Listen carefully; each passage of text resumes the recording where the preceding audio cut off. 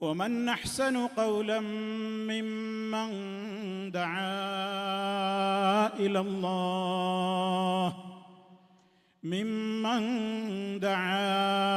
إلى الله وعمل صالحا وقال إنني من المسلمين.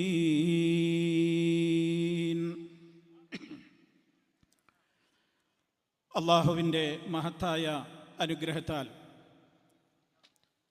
തിരുവനന്തപുരത്തിൻ്റെ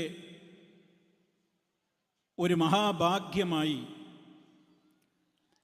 ഇവിടെ ഉദിച്ചുയർന്നുകൊണ്ടിരിക്കുന്ന ദാറുൽ അർഖം എന്ന മഹത്തായ ഈ സ്ഥാപനത്തിൻ്റെ പുതിയൊരു കെട്ടിട ഉദ്ഘാടനവുമായി ബന്ധപ്പെട്ട ഈ പ്രോഗ്രാമിൽ വന്നു ചേർന്നിട്ടുള്ള എൻ്റെ പ്രിയപ്പെട്ട നേതാക്കളെ, സഹപ്രവർത്തകന്മാരെ, സഹോദരീ സഹോദരന്മാരെ, സുഹൃത്തുക്കളെ,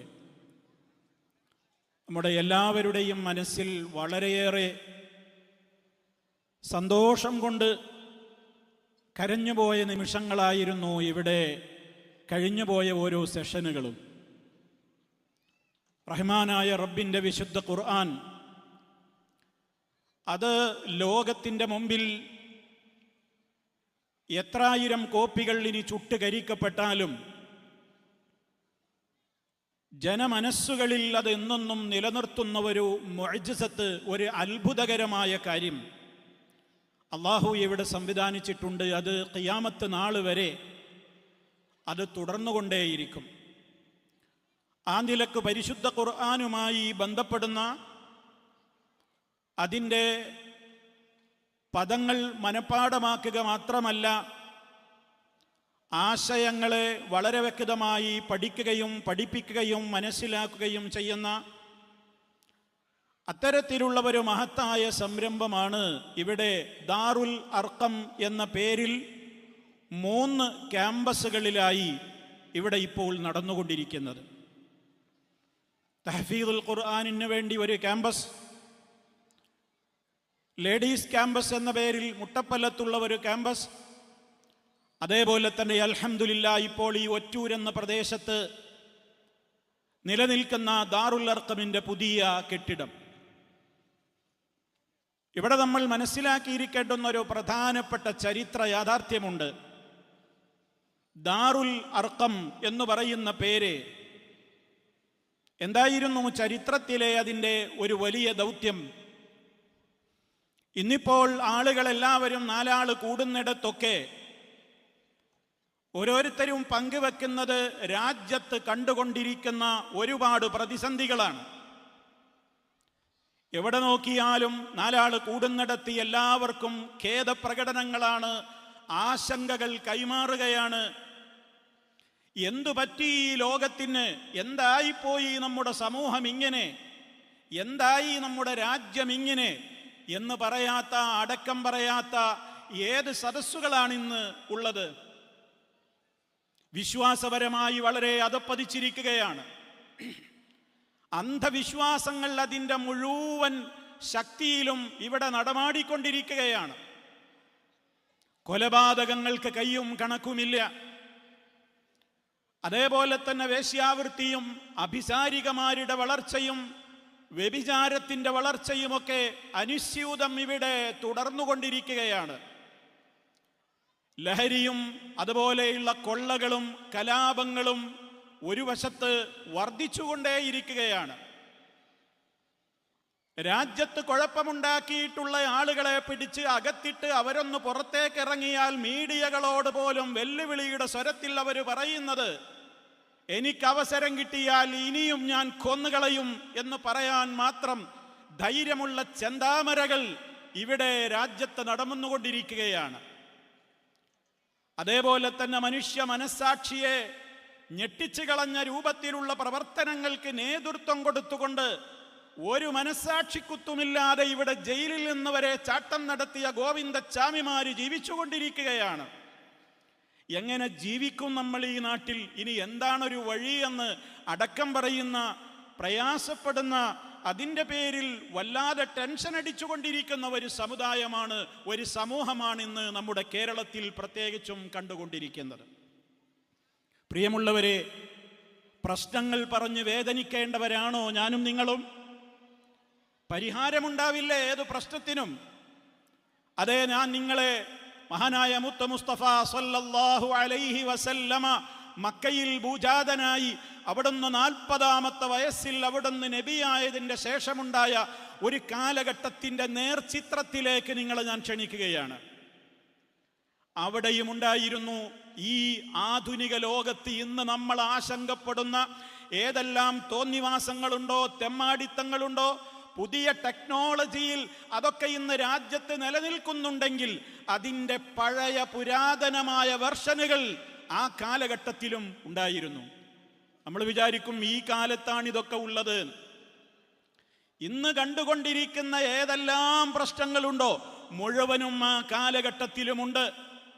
ആ കാലഘട്ടം അറിയപ്പെട്ടത് ജാഹിലിയ്യ കാലഘട്ടമെന്നാണ്, ഇരുണ്ട കാലഘട്ടം. മുത്ത മുസ്തഫ സല്ലല്ലാഹു അലൈഹി വസല്ലമ മക്കയിൽ അവിടുത്തെ ദഅവത്ത് ആരംഭിച്ച ഒരു കാലഘട്ടം. ഇപ്പറഞ്ഞ എല്ലാ രൂപത്തിലുമുള്ള തോന്നിവാസങ്ങൾ നടമാടിയിരുന്ന കാലം. ഒരു 3 കാര്യങ്ങളില്ലെങ്കിൽ ആണായിട്ട് ജീവിച്ചിട്ട് കാര്യമൊന്നുമില്ല, മരിക്കുന്നതാണ് ഭേദമെന്ന് അറബി കവിതയിൽ കൃത്യമായി രേഖപ്പെടുത്തി ആ കവിത വിശുദ്ധ കഅബാലയത്തിൻ്റെ ഭാഗത്ത് തൂക്കിയിട്ട, അതിൻ്റെ പേരിൽ മേനി നടിച്ച അറബികളായിരുന്ന ഒരു സമൂഹമുണ്ടായിരുന്നു മക്ക രാജ്യത്ത്. എന്താ ഈ 3 കാര്യങ്ങൾ? ഒന്ന്, എനിക്ക് രാവിലെ തന്നെ പതഞ്ഞു പൊങ്ങുന്ന മദ്യം ആവോളം ആസ്വദിക്കാൻ എനിക്ക് സാധിക്കണം. ആരും കുടിക്കുന്നതിൻ്റെ മുമ്പ് ബാറിൽ പോയി നൊരഞ്ഞു പൊങ്ങുന്ന മദ്യം അത് വയറ്റിലാക്കണം, അല്ലെങ്കിൽ ഞാനൊക്കെ എന്തിനാ ജീവിക്കുന്നത്?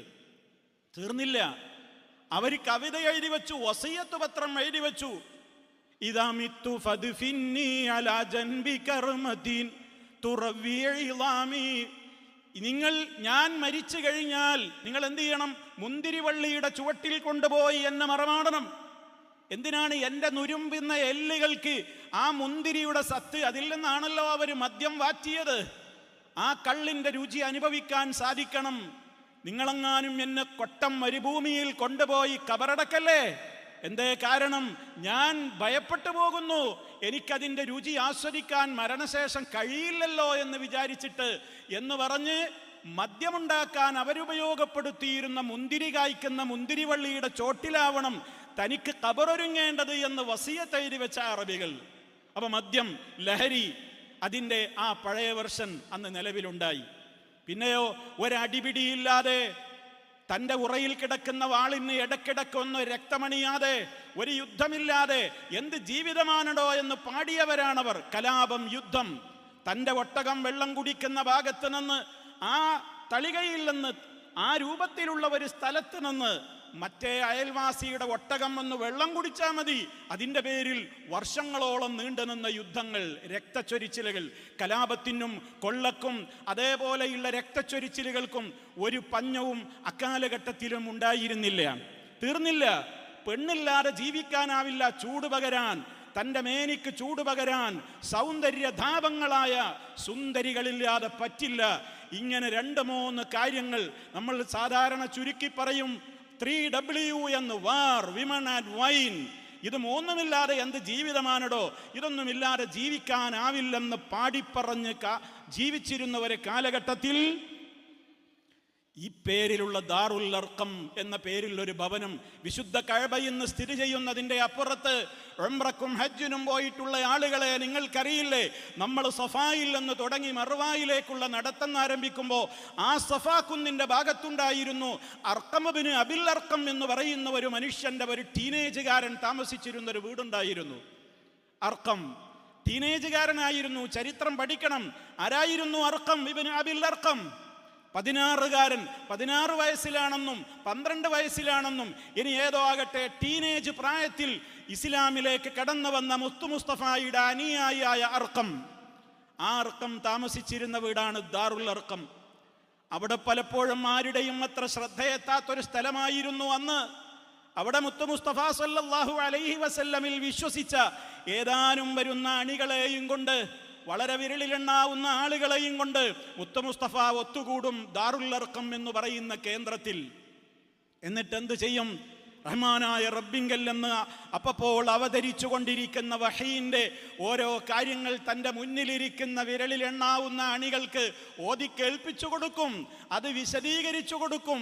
അങ്ങനെ അങ്ങനെ ഇസ്ലാമികമായ പല വിധത്തിലുള്ള ഉപദേശ നിർദ്ദേശങ്ങൾ നൽകുവാൻ ആദ്യ കാലഘട്ടത്തിലെ രഹസ്യ പ്രബോധനത്തിന് വേണ്ടി ഒരു രാജ്യത്തെ മുഴുവൻ അല്ല, ദിഗന്ധങ്ങളെ മുഴുവനും അതിജയിക്കുന്ന ഇസ്ലാം എന്ന മഹത്തായ പ്രസ്ഥാനത്തിൻ്റെ തുടക്കമുണ്ടായത് ഒരർക്കമിൻ്റെ വീട്ടിൽ വെച്ച്, ദാറുൽ അർക്കമിൽ വെച്ചാണ് മഹാനായ മുത്ത മുസ്തഫ സല്ലല്ലാഹു അലൈഹി വസല്ലമ ആരംഭം കുറിച്ചത്. അതിൻ്റെ സന്തതിയായിരുന്നു ഉമർ ഇബ്നുൽ ഖത്താബ് റളിയല്ലാഹു അൻഹു. അങ്ങാടിയിലെ കൂലിത്തല്ലുകാരനും ഗജപോക്കിരിയുമായി അറിയപ്പെട്ടിരുന്ന മഹാനായ ഉമർ ഖത്താബ് റളിയല്ലാഹു അൻഹു, അദ്ദേഹത്തിന്റെ വരവോടുകൂടി കുറച്ചാളുകൾ പൂർത്തിയായതിന്റെ ശേഷമാണ് ആ രഹസ്യ പ്രബോധനം നടന്നിരുന്ന കേന്ദ്രത്തിൽ നിന്ന് ഇനി ഇറങ്ങാൻ മുഹമ്മദ് നബിയെ റഹ്മാനായ റബ്ബിന്റെ കൽപ്പന വന്നു, ഫസ്ദഅ് ബിമാ തുഅ്മർ വഅഅ്രിദ് അനിൽ മുശ്രികീൻ. ഓ നബിയെ, കൽപ്പിക്കപ്പെട്ട കാര്യം ഇനി അങ്ങ് പരസ്യമായി പ്രഖ്യാപിച്ചേക്ക്. ഇനി ഇതിൻ്റെ അകത്തിരുന്നു കൊണ്ട് പറയേണ്ടതല്ല, ഇത് ലോകം കേൾക്കേണ്ടതാണ്, ഇത് ലോകം മുഴുവനും കേൾക്കേണ്ടതാണ്. ഇത് അറബികൾക്ക് മാത്രമുള്ളതല്ല, ഇത് ഏതെങ്കിലും ഒരു കളറുള്ളവർക്ക് മാത്രമുള്ളതല്ല, ഏതെങ്കിലും ഒരു ഗോത്രക്കാർക്ക് വേണ്ടി മാത്രമുള്ളതല്ല. ഹുദല്ലിന്നാസ്, സർവ മനുഷ്യർക്കും വേണ്ടിയുള്ള മാർഗദർശനത്തിന്റെ ഗ്രന്ഥമാണ്. അതുകൊണ്ട് ഇനി താങ്കളോട് കൽപ്പിക്കപ്പെട്ട കാര്യമില്ലേ, അതങ്ങ് കൃത്യമായി പറഞ്ഞേക്കണം. അതിനെതിരെ ഭീഷണിയുമായി വരുന്നവരെ അവഗണിച്ചേക്ക്. റബ്ബിന്റെ കാവലുണ്ടാകും നിങ്ങൾക്ക്. ആ പ്രഖ്യാപനത്തിന്റെ ശേഷമാണ് മുത്തു മുസ്തഫ ആ രഹസ്യ പ്രബോധനം വിട്ട് ദാറുൽ അർഖമിൽ നിന്ന് ഇറങ്ങി മഹാനായ റബ്ബിന്റെ ആ കൽപ്പനകൾ ലോകത്തിന്റെ മുമ്പിൽ പ്രഖ്യാപിക്കുവാൻ വേണ്ടി തയ്യാറായത്. ആ ചരിത്രം ഇവിടെ ആവർത്തിക്കുകയാണ് പ്രിയമുള്ളവരെ. തിരുവനന്തപുരത്ത്, കേരളത്തിന്റെ തലസ്ഥാന നഗരിയുടെ ഒരു ഭാഗത്ത്, ഓണം കേറാ മൂലയിൽ, നേരത്തെ ഇവിടെ പറഞ്ഞ ആരാരും അധികമില്ലാത്തൊരു പ്രദേശത്ത്, ഇവിടെ ഇതാ ആർക്കും ഇവിടെ താമസിക്കുന്ന പരിസരവാസികൾക്ക് ഒരു ആശങ്കക്കും ഇടമില്ലാത്ത വിധത്തിൽ സുതാര്യമായ നിലക്ക് മഹത്തായ ഒരു കെട്ടിടമിതാ ഇവിടെ തുറന്നു പ്രവർത്തിക്കുന്നു. ആർക്കും ഈ ദാറുൽ അർഖമിലേക്ക് കടന്നു വരാം. ഇവിടെ എന്താ നടക്കുന്നതെന്ന് ചർച്ച ചെയ്യാം. ഇവിടെ നിന്ന് വിളിക്കുന്ന ബാങ്കൊലികളോ ഇവിടെ പാരായണം ചെയ്യുന്ന വിശുദ്ധ വചനങ്ങളിലോ മാനവ സമുദായത്തിനെ ആക്രമിക്കുവാനുള്ള ആഹ്വാനത്തിന്റെ ഒരു വാക്ക് പോയിട്ട് ഒരക്ഷരം കാണുവാൻ നിങ്ങൾക്ക് സാധ്യമല്ല. നിങ്ങൾ നിഷ്പക്ഷമായി തുറന്ന മനസ്സോടെയാണ് നിങ്ങൾ ഈ വിശുദ്ധ ഗ്രന്ഥത്തെ സമീപിക്കുന്നതെങ്കിൽ നമ്മൾ മനസ്സിലാക്കണം, ലോകത്തിന്ന് മുഴങ്ങിക്കൊണ്ടിരിക്കുന്ന ബാങ്കൊലിയില്ലേ, അല്ലാഹു അക്ബർ, അതാരോടെങ്കിലുമുള്ള ജിഹാദിന്റെ കൃത്യമായ നിലക്കുള്ള ഒരാഹ്വാനമല്ല. എല്ലാവർക്കും അംഗീകരിക്കാവുന്ന, വർഗീയതയില്ലാത്ത, ജാടകളില്ലാത്ത, എല്ലാ മനുഷ്യർക്കും അംഗീകരിക്കാവുന്ന ഒരു യാഥാർത്ഥ്യമാണ് അല്ലാഹു അക്ബർ, അല്ലാഹു അക്ബർ എന്നുള്ള ആ ബാങ്കൊലിയുടെ തുടക്കം തന്നെ അതാണ്. അതിലെ ആശയം എന്താണ്? എന്നെയും നിങ്ങളെയും എന്ന് മാത്രമല്ല, ഈ പ്രപഞ്ചത്തെ ആകമാനം സൃഷ്ടിച്ചവനായ ഏകശക്തി അവൻ ഒന്നേയുള്ളൂ എന്ന് വിശ്വസിക്കാത്തവർ, അംഗീകരിക്കാത്തവർ ഈ ലോകത്ത് ആരാ ഉള്ളത്? എല്ലാവരും അത് അംഗീകരിക്കുന്നു. ഇവിടുത്തെ ഹൈന്ദവരും ക്രൈസ്തവരും എല്ലാവരും അംഗീകരിക്കുന്ന ഒരു കാര്യമാണ്, പ്രപഞ്ചത്തിനൊരു സൃഷ്ടാവുണ്ട്, പ്രപഞ്ചത്തിന് ഒരു രക്ഷിതാവുണ്ട്. നാം അല്ലാഹു എന്ന് പറയുന്നു, ചിലരൊക്കെ ജഗന്നിയന്താവ് എന്ന് പറയും, ചിലർ സർവേശ്വരൻ എന്ന് പറയും, പല വിധത്തിലുള്ള പേരുകൾ പറയുമെങ്കിലും ഈ ലോകത്തിൻ്റെ സൃഷ്ടിക്ക് പിന്നിൽ ഒരു സൃഷ്ടാവുണ്ടെന്നും ആ സൃഷ്ടാവിനെ മാത്രമേ ആരാധിക്കാവൂ എന്നും അവനാണ് എല്ലാത്തിനേക്കാളും മീതയുള്ളവനെന്നും. കാരണം ഈ ലോകത്ത് നമ്മൾ അനുഭവിച്ചു കൊണ്ടിരിക്കുന്ന എല്ലാ അനുഗ്രഹങ്ങളെയും സൃഷ്ടിച്ചവൻ അവൻ മാത്രമാണ്. അവനല്ലാത്തവരെല്ലാം സൃഷ്ടികളാണ്. അവൻ മാത്രമാണ് സൃഷ്ടാവ് എന്ന് അംഗീകരിക്കാത്ത മതമുള്ള, മതവിശ്വാസമുള്ള ഒരു ജനതയെയും നമുക്ക് കാണാനാവില്ല. ആ തത്വം ഉദ്ഘോഷിക്കുന്ന, ഇനി അതിൻ്റെ ബാക്കി ഭാഗങ്ങളെ വിശദീകരിക്കുകയാണ് വിശുദ്ധ ഖുർആൻ ചെയ്തിട്ടുള്ളത്. അതുകൊണ്ട് തന്നെ സഹോദരങ്ങളെ, നിങ്ങൾ വളരെ ഗൗരവത്തോടുകൂടെ ചിന്തിക്കേണ്ടുന്നൊരു കാര്യം, ഇപ്പറഞ്ഞ എല്ലാ തോന്നിവാസങ്ങളും രാജ്യത്ത് നിന്ന് നടമാടുന്നത് ആ കാലഘട്ടത്തിലും ഉണ്ടായിരുന്നു എന്ന് ഞാൻ പറഞ്ഞു. എന്നിട്ടോ അങ്ങനെയുണ്ടായിരുന്ന ഒരു ഇരുണ്ട യുഗത്തിലെ ഏറ്റവും വലിയ തെമ്മാടിക്കൂട്ടങ്ങളായിരുന്ന ഒരു ജനതയെ അല്ലാഹുവിൻ്റെ റസൂൽ സല്ലല്ലാഹു അലൈഹി വസല്ലമ അവർക്ക് തസ്കിയത്ത് കൊടുത്തു, അവർക്ക് സംസ്കരണം നൽകി. അവർ ലോകത്തിൻ്റെ ജേതാക്കളായി, ലോകത്തിൻ്റെ നേതാക്കളായി. അവരെ സംബന്ധിച്ച് പരിശുദ്ധ ഖുർആൻ ചുരുക്കി പറഞ്ഞത് കാനൂ ഫീ ളലാലിൻ മുബീൻ വഇൻ കാനൂ ലഫീ ളലാലിൻ മുബീൻ. അവർ വ്യക്തമായ വഴികേടിലുള്ള ഒരു ജനതയായിരുന്നു. അങ്ങനെയുണ്ടായിരുന്ന ഒരു ജനതയിൽ മാറ്റത്തിന് കാരണമായത് എന്താണ്?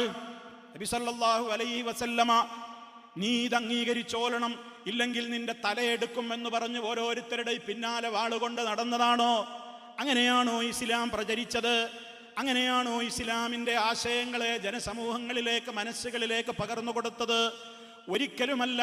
പരിശുദ്ധ ഖുർആനിൻ്റെ തന്നെ കൃത്യമായ ആ പ്രഖ്യാപനം നമ്മൾ വിശുദ്ധ ഖുർആനിൻ്റെ 2-ാമത്തെ അധ്യായത്തിലൂടെ വായിക്കുന്നുണ്ട്. ലാ ഇക്റാഹ ഫിദ്ദീൻ. ഈ മതത്തിൽ ബലാത്കാരത്തിൻ്റെ പ്രശ്നമില്ല. അംഗീകരിച്ചോളണം. അംഗീകരിക്കാത്തവനെ ഭൂമിയിൽ ജീവിക്കാൻ അനുവദിക്കില്ല. അംഗീകരിക്കാത്തവനെ ഇവിടെ ഒരിക്കലും വെച്ചു പൊറുപ്പിക്കുകയില്ല എന്ന ഒരു നയം ഇസ്ലാമിനില്ല. മറിച്ച് നിങ്ങൾ നോക്ക്, അല്ലാഹുവിൻ്റെ റസൂൽ സല്ലല്ലാഹു അലൈഹി വസല്ലമ ആ ദാറുൽ അർഖമിൽ വെച്ച് നടത്തിയ രഹസ്യ പ്രബോധനത്തിലും തുടർന്നുണ്ടായ മക്കയിലെ പരസ്യമായി ജനങ്ങൾക്കിടയിൽ നടത്തിയ പ്രബോധനത്തിലുമൊക്കെ ചെയ്ത പ്രവൃത്തി എന്തായിരുന്നു എന്ന് പരിശുദ്ധ ഖുർആൻ പറയുന്നുണ്ട്. അല്ലാഹു ആ ദൂതനെ അയച്ചപ്പോൾ ആ ദൂതൻ എന്താണ് ചെയ്തത്? ജനങ്ങളെ നന്നാക്കാൻ ആ നബി എന്ത് മാർഗമാണ് സ്വീകരിച്ചത്? യത്ലൂ അലൈഹിം ആയാതിഹി ഹുവല്ലദീ ബഅസ ഫിൽ ഉമ്മീന റസൂലൻ മിൻഹും യത്ലൂ അലൈഹിം ആയാതിഹി വയുസക്കീഹിം വയുഅല്ലിമുഹുൽ കിതാബ വൽ ഹിക്മ വഇൻ കാനൂ മിൻ ഖബ്ലു ലഫീ ളലാലിൻ മുബീൻ. അല്ലാഹു ഈ ലോകത്തോട് ചെയ്ത ഏറ്റവും വലിയ ഒരു അനുഗ്രഹമാണ്. അക്ഷരജ്ഞാനമില്ലാതിരുന്ന ഒരു ജനത, ആ ജനതക്കിടയിൽ നിന്ന് തന്നെ ഒരു പ്രവാചകനെ റബ്ബിവിടെ കൊണ്ടുവന്നു. അതാണ് ജീവനേക്കാൾ നമ്മൾ സ്നേഹിക്കുന്ന, പേര് കേൾക്കുമ്പോൾ പോലും ആദരവോടുകൂടി അവിടുത്തേക്ക് വേണ്ടി സ്വലാത്തിനെ ചോദിക്കുന്ന മുത്ത് മുസ്തഫ സല്ലല്ലാഹു അലൈഹി വസല്ലം എന്ന ആ പ്രവാചകന്റെ വരവിനെ കുറിച്ചാണ് അല്ലാഹു പറയുന്നത്. ആ നബിയെ റബ്ബ് നിയോഗിച്ചയച്ചത് എന്തിനാ? യത്ലൂ അലൈഹിം ആയാതിഹി. ഈ വിശുദ്ധമായ ഗ്രന്ഥത്തിലെ സൂക്തങ്ങൾ അതാ ജനങ്ങൾക്ക് ഓതിക്കേൾപ്പിച്ചു കൊടുക്കുകയാണ്. എന്നിട്ടവരെ നന്നാക്കിയെടുക്കുകയാണ്. വാളുകാട്ടി പേടിപ്പിച്ചതല്ല, അധികാരം കാണിച്ച് പേടിപ്പിച്ചതല്ല. ആയത്തോതിക്കൊടുക്കുന്നു, ഇതാണ് സത്യം, ഇത് നിങ്ങൾ അംഗീകരിച്ചാൽ നിങ്ങൾക്ക് വലിയ പ്രതിഫലമുണ്ടാകും മരണാനന്തരം എന്നുള്ള സമാധാനത്തിൻ്റെയും സൗഹാർദ്ദത്തിൻ്റെയും വാചകങ്ങൾ പറഞ്ഞുകൊണ്ട് യഥാർത്ഥത്തിലുള്ള ഇസ്ലാം അതെന്താണെന്ന് സമൂഹത്തോട് പഠിപ്പിച്ചു കൊടുക്കാൻ, മോക്ഷത്തിൻ്റെ മാർഗം എന്താണെന്ന്, ശാന്തിയുടെ മാർഗം എന്താണെന്ന്, ധാർമ്മികതയല്ലാതെ ഒരു പ്രശ്നത്തിനും പരിഹാരം പറയാൻ നമുക്കാവില്ലെന്ന് വളരെ വളച്ചുകെട്ടില്ലാതെ കൃത്യമായി പഠിപ്പിക്കാൻ വേണ്ടി ആയത്തുകൾ ഓതിക്കൊടുക്കുകയാണ്. അത് വിശദീകരിച്ചു കൊടുക്കുന്നു. അങ്ങനെ അവർ മനസ്സിലതാ ഒരു പ്രത്യേകമായ സംസ്കരണമുണ്ടാക്കുന്നു. വിശദമായി അവർക്ക് പഠിപ്പിച്ചു കൊടുക്കുകയാണ്. വയുഅല്ലിമുഹുൽ കിതാബ വൽ ഹിക്മത. അൽ കിതാബാകുന്ന വിശുദ്ധ ഖുർആനിനെ അവർക്ക് പഠിപ്പിച്ചു കൊടുക്കുകയാണ്. കേവലം ഓതിക്കൊടുക്കുക, കേൾപ്പിക്കുക എന്ന് മാത്രമല്ല, അത് തഅലീം നടത്തുകയാണ്. കേവല പാരായണവും തഅലീമും രണ്ടും രണ്ടാണ്. നമ്മളൊക്കെ പലപ്പോഴും ഖുർആനുമായിട്ടുള്ള ബന്ധം അങ്ങനെയായി പോകുന്നുണ്ടോ എന്ന് ഭയപ്പെടണം. കേവലം പാരായണത്തിനുള്ളതല്ല ഗ്രന്ഥം, മറിച്ചത് ചിന്തിക്കാനുള്ളതാണ്, അതാശയം പഠിക്കാനുള്ളതാണ്, അതർത്ഥം മനസ്സിലാക്കുവാനുള്ളതാണ്. അത് ജീവിതത്തിൻ്റെ മുതൽ സെറ്റ് വരെയുള്ള നമ്മുടെ ജീവിതത്തെ മാറ്റിമറിക്കുവാനും ശുദ്ധീകരിക്കുവാനുമുള്ള ഗ്രന്ഥമാണ്. അതിനു വേണ്ട നിലക്കുള്ള തഅലീമാണ്. വയുഅല്ലിമുഹുൽ കിതാബ വൽ ഹിക്മ. ആ കിതാബ് അറബികളോടാണ് സംസാരിച്ചത്. ആ കാലഘട്ടത്തിൽ അവരുടേതായ ശുദ്ധ അറബി ഭാഷയിലായിട്ട് പോലും പല വചനങ്ങൾക്കും അവർക്ക് തിരിയായ്മയുണ്ടായപ്പോൾ, മനസ്സിലാക്കായ്മയുണ്ടായപ്പോൾ മഹാനായ നബി സല്ലല്ലാഹു അലൈഹി വസല്ലം വസല്ലമ അവർക്ക് കാര്യം ഗ്രാഹ്യമാകുന്ന വിധത്തിൽ വിശദീകരിച്ചു കൊടുക്കുന്നു. അങ്ങനെ ജനങ്ങൾക്ക് ബയാൻ ചെയ്ത് കൊടുത്ത് റബ്ബിന്റെ ഗ്രന്ഥത്തെ അവിടുത്തെ വാക്കുകൾ മുഖേന, അവിടുത്തെ പ്രവൃത്തികൾ മുഖേന, അവിടുത്തെ മൗനാനുവാദം മുഖേന, അവിടുത്തെ ജീവിതം മുഖേന ഈ ഗ്രന്ഥത്തിൽ ഇതാണ് ജനങ്ങളെ പറഞ്ഞിട്ടുള്ളതെന്ന് പറഞ്ഞ് പഠിപ്പിച്ച് അവരുടെ മനസ്സുകളെ അങ്ങ് ക്ലിയറാക്കിയപ്പോൾ ഏറ്റവും വഴികേടിൽപ്പെട്ട ജനതയാണെന്ന് അല്ലാഹ് പറഞ്ഞ അതേ ഉമ്മത്തിനെ കുറിച്ച് പിന്നെ ഖുർആൻ പറയുന്നത് എന്താണെന്നോ, കുന്തും ഖൈറ ഉമ്മ, നിങ്ങൾ ഉത്തമ സമുദായമാണ്, നിങ്ങൾ ഉത്തമ സമുദായമാണ്. وكذلك جعلناكم أمة وسطا لتكونوا شهداء على الناس. അള്ളാഹുവിൻ്റെ റസൂലിൽ നിന്ന് നിങ്ങൾ പഠിച്ചെടുത്തിട്ടുള്ള ആ പ്രകാശം അത് നിങ്ങൾക്ക് മാതൃകയായി അവിടുത്തെ ജീവിതത്തിൽ നിന്ന് നിങ്ങൾ ഗ്രഹിച്ചു. ഇനി വരുന്ന ലോകത്തുള്ള ജനതക്ക് എല്ലാവർക്കുമുള്ള ഒരു സാക്ഷികളായി ഈ ആശയത്തെ കൈമാറുവാനുള്ള ഉന്നതമായ, ഉത്തമമായ, ഉദാത്തമായ ഒരാദർശം നെഞ്ചേറ്റിയ ജനതയാണ് നിങ്ങൾ എന്ന് അവരെക്കുറിച്ച് റഹ്മാനായ റബ്ബ് പിന്നീട് പുകഴ്ത്തി പറയുന്നുവെങ്കിൽ ആ മാറ്റത്തിൻ്റെ പിന്നിലുണ്ടായ കാരണമാണ് നമ്മൾ മനസ്സിലാക്കേണ്ടത്. അത് ഈ ഗ്രന്ഥം കൊണ്ടുണ്ടായ കാരണമാണ്. അതുകൊണ്ട് ഈ എല്ലാ പ്രശ്നങ്ങൾക്കും ആ കാലഘട്ടത്തിൽ പരിഹാരമായത് ഈ വിശുദ്ധ ഗ്രന്ഥമാണെങ്കിൽ ഇന്നിൻ്റെ ഇരുട്ടുകളെ നീക്കിക്കളയുവാനും ലിതുഖ്രിജന്നാസ് മിനൽ-ളുലുമാതി ഇലൻ-നൂർ, വിശുദ്ധ ഖുർആൻ കൃത്യമായി തന്നെ പറഞ്ഞതാണ് മുത്ത മുസ്തഫയോട്, കിതാബുൻ അൻസൽനാഹു ഇലൈക ലിതുഖ്രിജന്നാസ, നീ ജനങ്ങളെ പുറത്തേക്ക് കൊണ്ടുവരുവാനാണ്. റഹ്മാനായ റബ്ബിൻ്റെ തൗഫീഖ് മുഖേന നീ ജനങ്ങൾക്കിത് പഠിപ്പിച്ചു കൊടുക്കണം. അങ്ങനെ ഇരുട്ടുകളിൽ നിന്ന്, ഏതെല്ലാം ഇരുട്ടുകളാണ് അവിടെയുള്ളത്? അന്ധവിശ്വാസത്തിൻ്റെ ഇരുട്ടുകളുണ്ട്, ദുരാചാരങ്ങളുടെ ഇരുട്ടുകളുണ്ട്, ലഹരിയുടെ ഇരുട്ടുകളുണ്ട്, വഴിവിട്ട സെക്സിൻ്റെതായ അവിഹിതമായ വീഴ്ചകളുടെ ഇരുട്ടുണ്ട്, കൊള്ളയുടെയും കലാപത്തിൻ്റെയും യുദ്ധത്തിൻ്റെയും തോന്നിവാസങ്ങളുടെയും ഒക്കെ ഇരുട്ടുകളുണ്ട്, സ്വവർഗരതിയുടെ ഇരുട്ടുകളുണ്ട്. ലെസ്ബിയൻ എന്ന് പറയുന്ന പെണ്ണും പെണ്ണും തമ്മിലുള്ള പ്രശ്നങ്ങളാണെങ്കിലും, ആണും ആണും തമ്മിലുള്ള സ്വവർഗാനുരാഗികളാണെങ്കിലും അതൊക്കെയും വലിയ പ്രചാരത്തിലുള്ള ഇടങ്ങളും ഇല്ലാത്ത ഇടങ്ങളുമൊക്കെ അന്നുമുണ്ട്.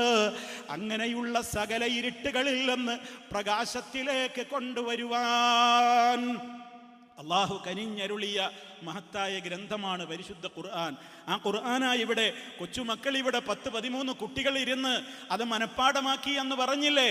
പരിശുദ്ധമായ ഖുർആനിനോടുള്ള നമ്മുടെ ബന്ധം, അങ്ങനെ അതിലൂടെയാണ് ഒരു സമൂഹം മാറിയതെങ്കിൽ അത് കേവലം പാരായണം കൊണ്ട് കിട്ടില്ലെന്ന് നമ്മൾ മനസ്സിലാക്കണം. അതിൻ്റെ അർത്ഥം പഠിക്കണം, അതിൻ്റെ ആശയം പഠിക്കണം. അതുകൊണ്ട് സമൂഹത്തോട് പരിശുദ്ധ ഖുർആൻ പരിഹാരമായി ആദ്യം പറഞ്ഞു. പരിഹാരം എന്താണ്? ഏത് പ്രശ്നത്തിനും ഉണ്ടാകേണ്ട ഒന്നാമത്തെ പരിഹാരം, മനുഷ്യ നീ എവിടെ നിന്ന് വന്നു എന്ന് പഠിക്കണം, എങ്ങോട്ടാണ് ഇനി പോകുന്നത് എന്ന് ചിന്തിക്കണം. അതാണ് വിശുദ്ധ ഖുർആൻ പറഞ്ഞത്. ജീവിതം നിശ്ചയിച്ചത് എന്തിനാ? ഇവിടെ അങ്ങ് ജീവിച്ച് തകർക്കാനല്ല, അർമാദിച്ച് ജീവിക്കാനല്ല. അല്ലദീ ഖലഖൽ മൗത വൽ ഹയാത ലിയബ്ലുവകും അയ്യുക്കും അഹ്സനു അമലാ.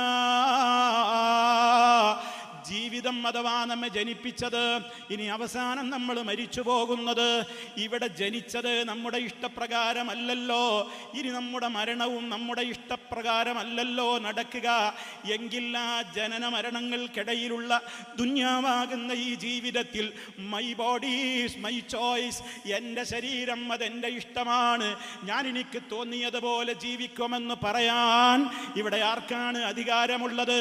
എങ്കിൽ ആ മനുഷ്യൻ ഇതാദ്യം പറയണം, ഞാൻ ജനിച്ചത് എൻ്റെ ഇഷ്ടപ്രകാരമാണ്, ഇനി ഞാൻ മരിക്കുന്നത് എൻ്റെ ഇഷ്ടപ്രകാരമായിരിക്കും എന്ന് പറയാൻ ഇവിടെ ആർക്കാണ് ധൈര്യമുള്ളത്?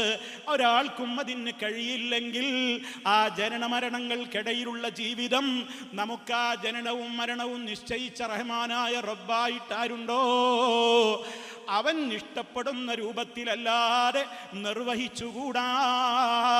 ഇതാണ് ഇസ്ലാം പഠിപ്പിച്ചിട്ടുള്ള ഹുദാ എന്ന് പറയുന്ന ഖുർആനികമായ ആ സന്മാർഗം. ലോകത്ത് മനുഷ്യന്റെ ഉത്ഭവം ആദം അലൈഹിസ്സലാമിലൂടെ ആദമും ഹവ്വയും ഈ ലോകത്തേക്ക് അലൈഹിമസ്സലാം ഈ ലോകത്തേക്ക് വരുമ്പോൾ തന്നെ അവരോട് പറഞ്ഞതാണ്, ഫഇമ്മാ യഅ്തിയന്നകും മിന്നീ ഹുദാ, നിങ്ങൾക്ക് എന്നിൽ നിന്നുള്ള ഹുദ വന്ന് കിട്ടുമ്പോഴെല്ലാം, അഥവാ രണ്ട് കാര്യങ്ങൾ അവിടെ തന്നെ പറഞ്ഞു. എന്നിൽ നിന്നാണ് ഹുദ വന്ന് കിട്ടുക, അതാണ് നിങ്ങൾ പിൻപറ്റേണ്ടത്. അത് പിൻപറ്റിയവർക്കാണ് ദുഃഖമില്ലാതെ ശാശ്വതമായ വിജയമുണ്ടാവുക. അതിനെ തള്ളുന്നവർക്കായിരിക്കും ശാശ്വതമായ പരാജയമുണ്ടാവുക. ഇത് പരിശുദ്ധ ഖുർആൻ കൃത്യമായി തന്നെ പറഞ്ഞു. ആ ഹുദ ഏതാണെന്ന് കൃത്യമായി മനസ്സിലാക്കുവാൻ പരിശുദ്ധ ഖുർആനിലൂടെ റഹ്മാനായ റബ്ബ് മാനവ സമൂഹത്തിനുള്ളതാണ് ആ ഗ്രന്ഥം എന്ന് ഞാൻ നേരത്തെ പറഞ്ഞു. അതുകൊണ്ട് തന്നെ ഇവിടെ എൻ്റെ ശബ്ദം ശ്രവിക്കുന്ന പരിസരവാസികളായ, അതേപോലെയുള്ള ആരെങ്കിലും ഇനി ഈ ശബ്ദം ശ്രവിക്കുന്ന മുസ്ലിം സുഹൃത്തുക്കൾ ഉണ്ടെങ്കിൽ എല്ലാവരോടും ഓർമ്മപ്പെടുത്തുകയാണ്, ഈ ഗ്രന്ഥം ഇതിൻ്റെ 114 അധ്യായങ്ങളാണുള്ളത്.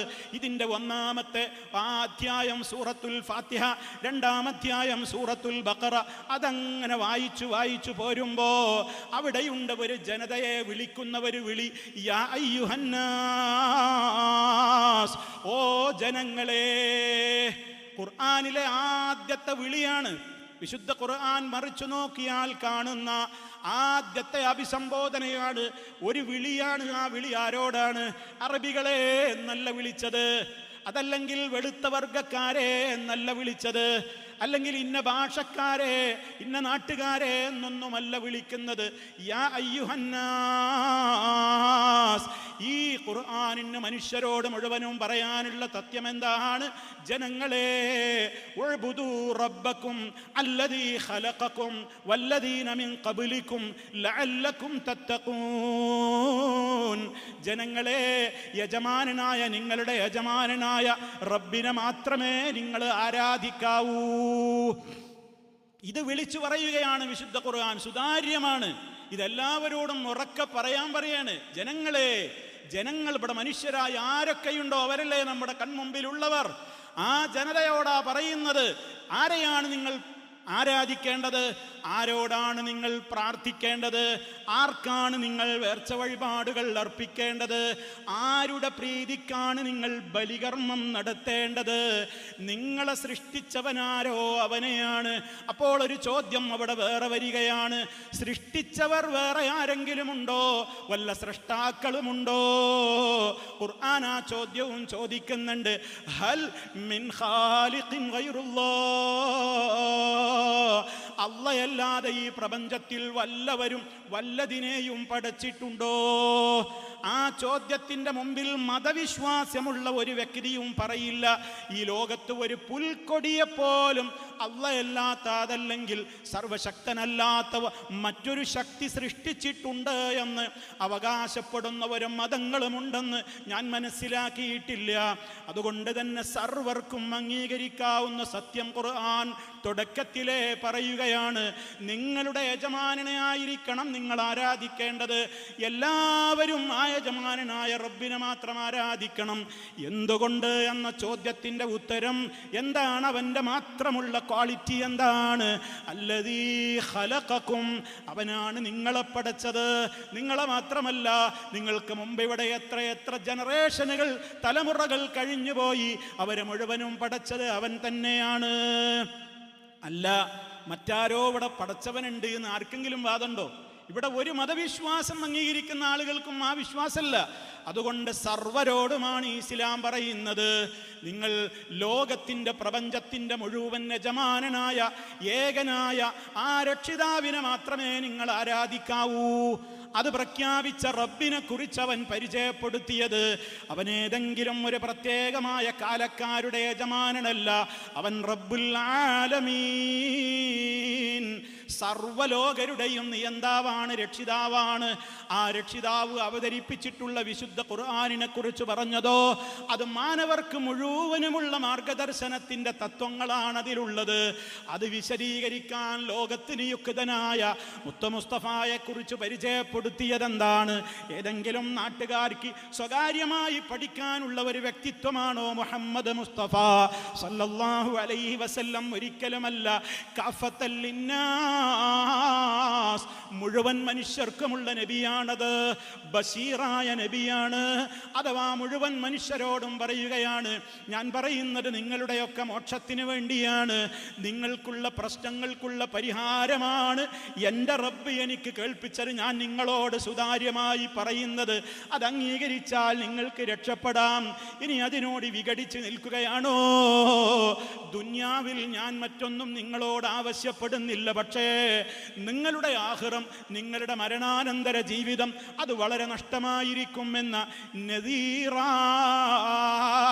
അപ്പൊ താക്കീതുകാരനും സുവിശേഷകനുമായി കൊണ്ട് ലോകത്തിന് മുഴുവനും വേണ്ടി നിയുക്തനായ മുഹമ്മദ് മുസ്തഫ സല്ലല്ലാഹു അലൈഹി വസല്ലം. നോക്കൂ നിങ്ങൾ, ഒരു വർഗീയത ഇതിൽ ഇല്ല. കൃത്യമാണ്, വളരെ വ്യക്തമാണ്. ഇതിൽ ഭീകരതകളില്ല, ഇതിൽ തീവ്രവാദങ്ങളില്ല. എല്ലാവർക്കും അംഗീകരിക്കാവുന്ന ഒരു തത്വം പറഞ്ഞുകൊണ്ടാണ് മനുഷ്യരെ എന്ന ഒന്നാമത്തെ വിളിയിൽ തന്നെ വിഷയം അവതരിപ്പിക്കുന്നത്. അതാണ്. അത് അംഗീകരിച്ചു കഴിഞ്ഞാൽ പിന്നെ മനുഷ്യരോട് പറയുന്നത്, മനുഷ്യ നിന്റെ ജീവിതം ഇവിടെ അവസാനിക്കുന്നില്ല. മരണത്തിൻ്റെ ശേഷം നിന്റെ ജീവിതം വളരെ വിശാലമായ ഒരു ജീവിതത്തിലേക്ക് നീങ്ങുകയാണ്. അവിടെ രക്ഷപ്പെടലാണ് ഏറ്റവും പ്രധാനം. അതുകൊണ്ട് ഇവിടെ സുഹൃതങ്ങൾ ചെയ്യണം, സൽക്കർമ്മങ്ങൾ ചെയ്യണം. സൽക്കർമ്മങ്ങൾ ചെയ്തവർക്കല്ലാതെ ആ ലോകത്ത് രക്ഷയുണ്ടാവില്ല എന്നിങ്ങനെ ആ ലോകത്ത് കൃത്യമായി വിജയിക്കുവാനുള്ള മാനദണ്ഡങ്ങളെ വളരെ വ്യക്തമായി പരിശുദ്ധ ഖുർആൻ അങ്ങ് പഠിപ്പിച്ചു തന്നു. ഈ വിധത്തിൽ ഒരു സമൂഹത്തെ അങ്ങ് മാറ്റിയെടുത്തപ്പോൾ മദ്യമില്ലാതെ ജീവിക്കാനാവില്ലെന്ന് പറഞ്ഞ ജനത മദ്യം കുടിച്ചുകൊണ്ടിരിക്കെ മദ്യത്തിൻ്റെ കോപ്പ പുറത്തേക്ക് വലിച്ചെറിഞ്ഞു. പിന്നെ അവർക്ക് മദ്യത്തോട് അലർജിയായി. മദ്യം പിന്നെ അവർക്ക് വേണ്ട. എന്തേ ഈ മാറ്റം എവിടുന്നുണ്ടായി? അതേപോലെ തന്നെ സ്ത്രീയില്ലാതെ ചൂടുപകരാനൊരു പെണ്ണില്ലാതെ പറ്റില്ലെന്ന് പറഞ്ഞവർക്ക് ഒരന്യ സ്ത്രീയെ അവിഹിതമായിട്ടൊരു നോട്ടം പോലും പാടില്ലെന്ന അവസ്ഥയിലേക്ക് അവർ ഉയർന്നു. യുദ്ധവും അതേപോലെ തന്നെ കലഹങ്ങളും നിസ്സാരമായ കാര്യത്തിന് വേണ്ടി നടത്തിയിരുന്ന ജനതക്ക് മരണനേരത്ത് കുടിക്കാൻ കിട്ടിയ ദാഹജലം പോലും തൻ്റെ തൊട്ടപ്പുറത്ത് ചക്രശ്വാസം വലിച്ചുകൊണ്ടിരിക്കുന്ന, മരണത്തോട് മല്ലടിച്ചുകൊണ്ടിരിക്കുന്ന സഹോദരന് കൊടുത്തേക്കൂ. മരണത്തിൻ്റെ നേരത്തുള്ള ദാഹജലം പോലും തൻ്റെ പോലെയുള്ള തൻ്റെ സഹോദരനതാ ദാഹിച്ചു വലയുകയാണ്. എനിക്ക് വേണ്ട, അങ്ങോട്ട് ആ വെള്ളം കൈമാറിയേക്കൂ എന്ന് പറയാൻ മാത്രം സഹജീവികളോടുള്ള കാരുണ്യം എങ്ങനെയുണ്ടായി? അവരിൽ ഈ മാറ്റം എങ്ങനെയുണ്ടായി? ആ മാറ്റം കൊണ്ടല്ലാതെ ഇക്കാലഘട്ടത്തിലും നമുക്ക് വിജയിക്കാനാവില്ല.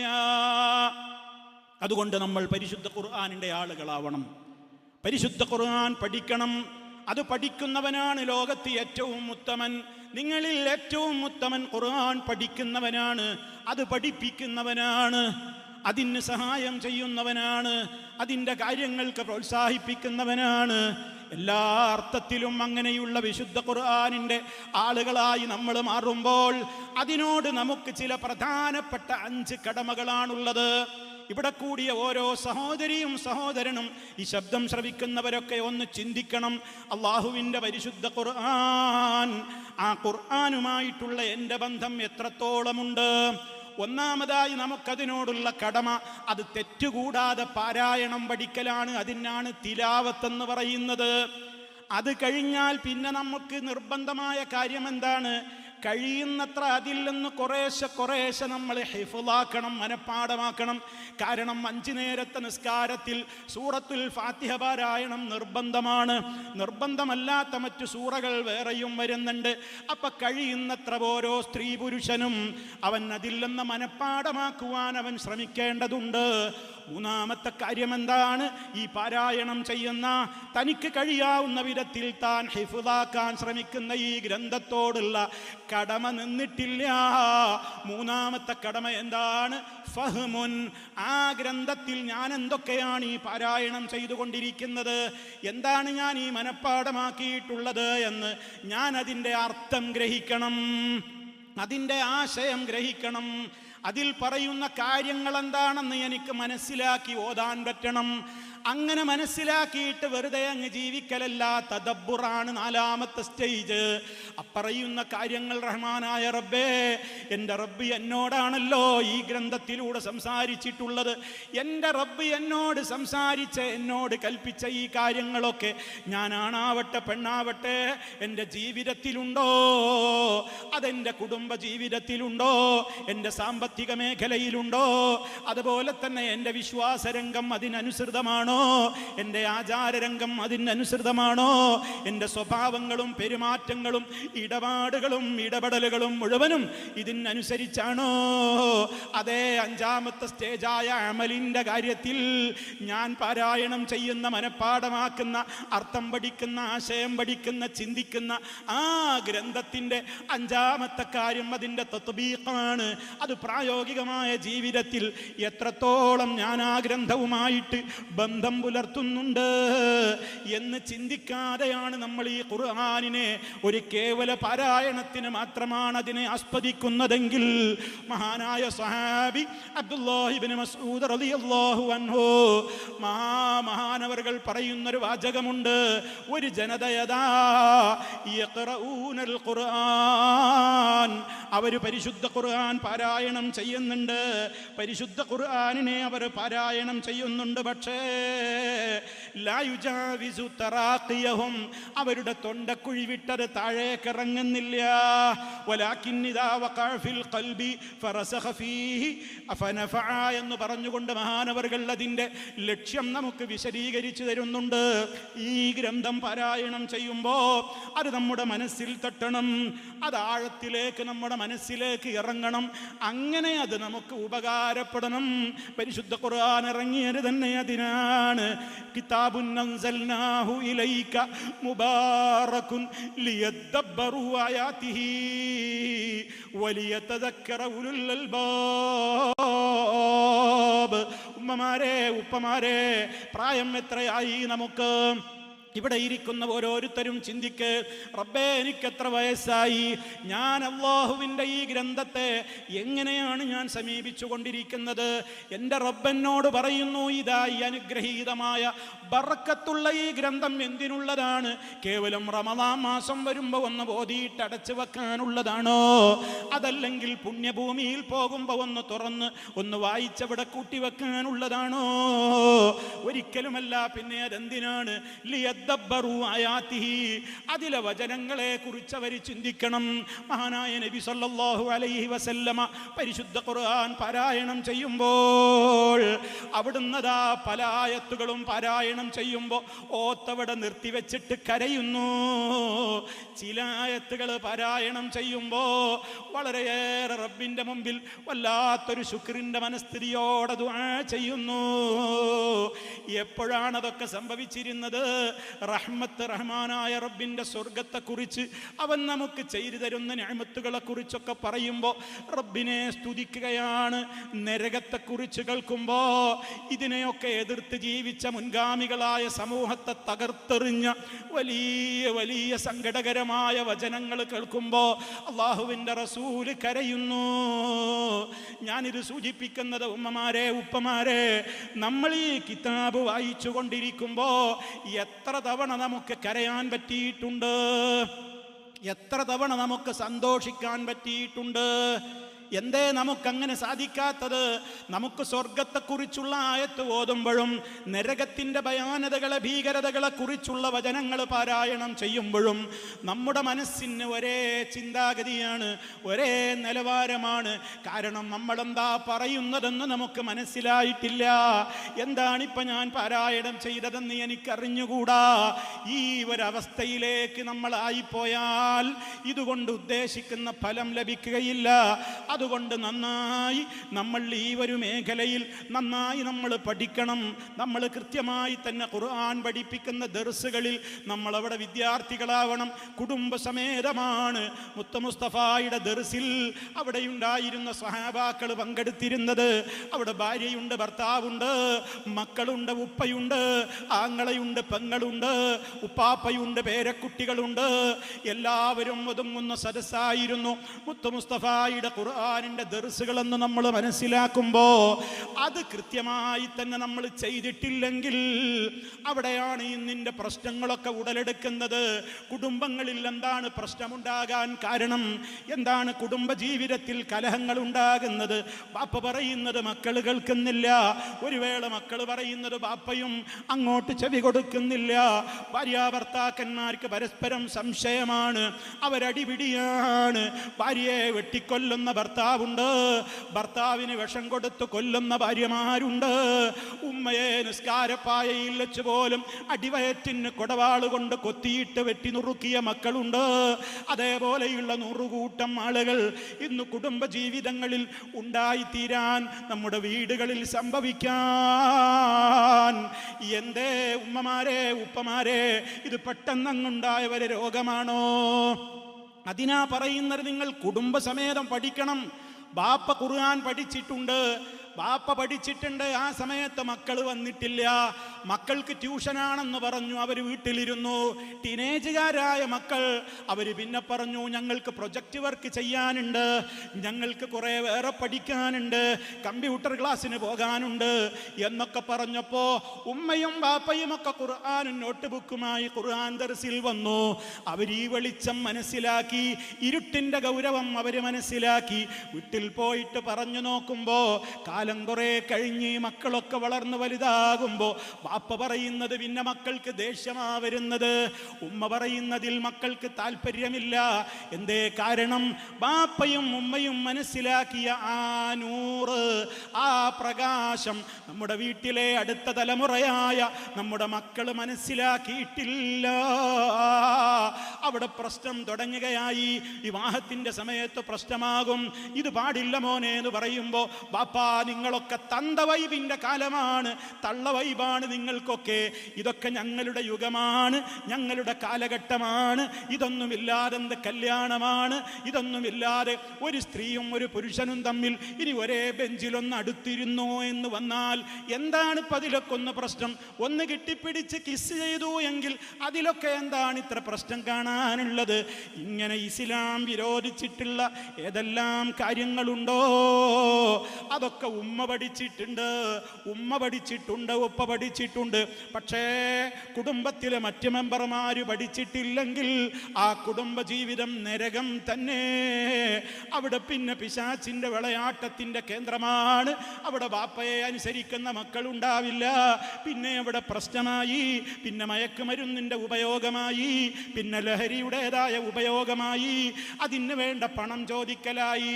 പണം കിട്ടില്ലെന്ന് വരുമ്പോൾ അത് നൽകാത്ത ഉമ്മയുടെ ആഭരണങ്ങൾ കൊള്ളയടിക്കലായി. എല്ലാം തീർന്നവസാനിക്കുമ്പോഴും ലഹരിയുടേതായ ആ വല്ലാത്തൊരു ആർത്തിമൂത്തുകൊണ്ട് അവസാനം ഉമ്മ തടസ്സമാണെന്ന് വരുമ്പോ, ഉപ്പ തടസ്സമാണെന്ന് വരുമ്പോ മക്കൾ അതാ കൈ വളരുന്നു കാല് വളരുന്നു എന്ന് നോക്കിയിട്ട് പൊന്നാര ഉമ്മമാരെ, നിങ്ങൾ താരാട്ടി വളർത്തിയ അതേ അരുമസന്താനങ്ങളുടെ കൈ കൊണ്ട് വെട്ടേറ്റുകൊണ്ട് നിങ്ങൾ മരിച്ചു പോകേണ്ട ഒരു ദുരന്തത്തിലേക്ക് വഴുതി വീഴുന്നത് ഏതെങ്കിലും ഒരൊറ്റ ദിവസം കൊണ്ട് സംഭവിക്കുന്ന ഒരു പ്രതിഭാസമാണെന്ന് തെറ്റിദ്ധരിക്കല്ലേ. അതുകൊണ്ടാ പറയുന്നത്, നിങ്ങൾ മനസ്സിലാക്കിയ പ്രകാശം നിങ്ങളുടെ കുടുംബത്തിലെ മെമ്പർമാരും മനസ്സിലാക്കിയിരിക്കണം. അതല്ലാതെ നിങ്ങളവരെ അങ്ങ് അവരുടെ പാട്ടിന് വിട്ടാൽ നിങ്ങൾ പറയുന്ന അനുസരിക്കുന്ന മക്കൾ ഉണ്ടാവില്ല. അതേപോലെ തന്നെ ഭാര്യ പഠിക്കാൻ വരുന്നുണ്ട്, ഖുർആൻ പഠിക്കുന്നുണ്ട്, ഭർത്താവ് അതിന് തയ്യാറല്ല. മറിച്ചുമുണ്ട്, ഭർത്താവ് പഠിക്കുന്നുണ്ട്, ഭാര്യയ്ക്ക് താല്പര്യമില്ല. ആ കുടുംബ ജീവിതത്തിൽ പിന്നെ സംശയങ്ങളാണ്. ഈ ഒരു കാലഘട്ടത്തിൽ അതാ ഒരേ കട്ടിലിൽ കിടക്കുന്ന ഭാര്യയും ഭർത്താവും അപ്പുറത്തേക്കും ഇപ്പുറത്തേക്കും തിരിഞ്ഞു കിടക്കുകയാണ്. രണ്ടാളുകൾ തമ്മിൽ പലപ്പോഴും ഒരു നിലക്കുമുള്ള കമ്മ്യൂണിക്കേഷൻ നടക്കുന്നില്ല. എന്തെങ്കിലും പറയാനുണ്ടെങ്കിൽ വാട്സപ്പിൽ മാത്രം മെസ്സേജ് ഭാര്യയ്ക്ക് അയക്കുന്ന, ഭർത്താവിന് അയക്കുന്ന എത്രയെത്ര കുടുംബങ്ങളുണ്ട് എന്നുള്ളത് അതിശയോക്തിയായി ആരും കാണല്ലേ. എന്നാലോ കിലോമീറ്ററുകൾക്കപ്പുറത്തുള്ളവളോട്, കിലോമീറ്ററുകൾക്ക് എത്രയോ കാതം അപ്പുറത്തുള്ളവരോട് സംസാരിച്ചിട്ടും മതിവരാത്ത ഭാര്യയാണ്, മതിവരാത്ത ഭർത്താവാണ്.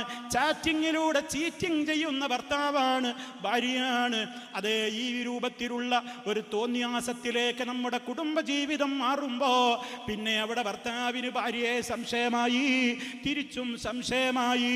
അവർക്കുറക്കം നഷ്ടപ്പെടുകയാണ്. പിന്നെ അത് വേർപിരിയുകയാണ്, ത്വലാഖിലെത്തുന്നു, അടിപിടി കേസിലേക്കെത്തുന്നു, കോടതികൾ കയറിയിറങ്ങുന്നു, ഖുൽഇന്റെ മസ്അല പഠിക്കാൻ പിന്നെ വരുന്നു, ഫസ്ഖ് ചെയ്യേണ്ടി വരുന്നു.